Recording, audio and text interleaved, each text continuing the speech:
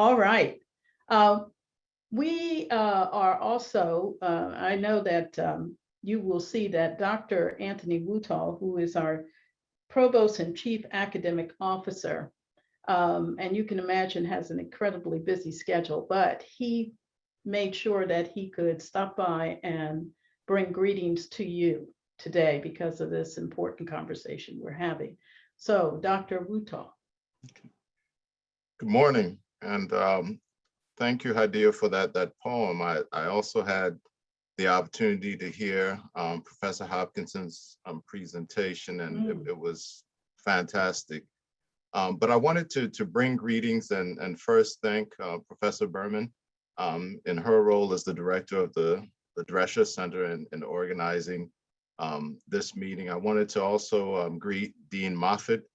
It's interesting that Dean Moffitt is an alum from Howard University and has joined UMBC. I'm a UMBC alum and am now at Howard. Some would say UMBC got the better end of the trade, but it certainly is an honor and a pleasure for me to be able to bring greetings. It's a double honor as a UMBC alum, and I want to applaud you on the topic of the discussion, uncomfortable conversations, race, the humanities, and inclusion in higher education.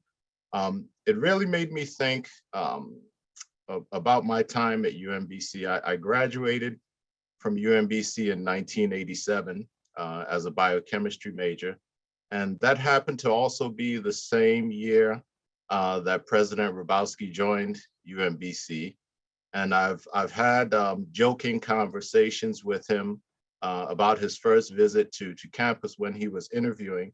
The day he interviewed at UMBC, there was actually a student sit-in. There was a student protest, and the students had taken over the administration building, secondary to a number of racial concerns that had been taking place. As a biochemistry major, I was busily studying and trying to make sure I graduated, so I didn't fully participate in that protest. But what it reminded me of is sort of juxtaposing that circumstance with where UMBC is now.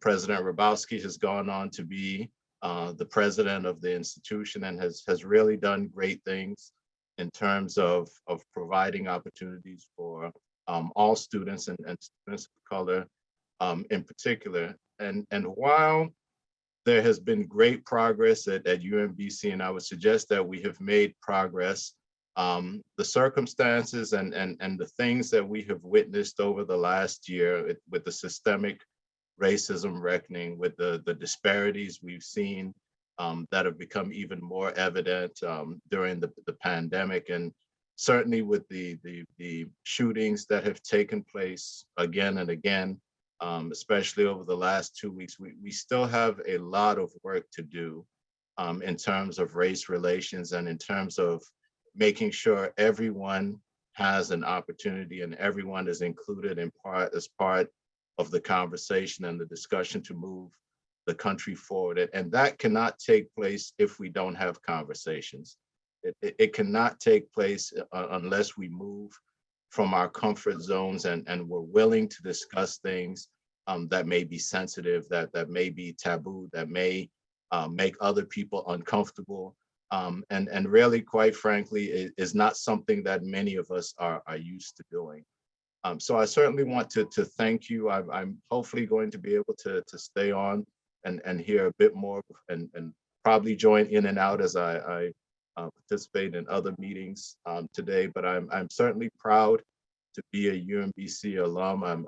I'm proud of the role that we have been able to play here at Howard, and I hope that we'll be able to continue not only these conversations and these discussions, but actually implementing real change to benefit our students and to benefit society. So thank you again for having me, and I look forward to being in the background and hearing more of the discussions. Thank you so much, Dr. Wutoh.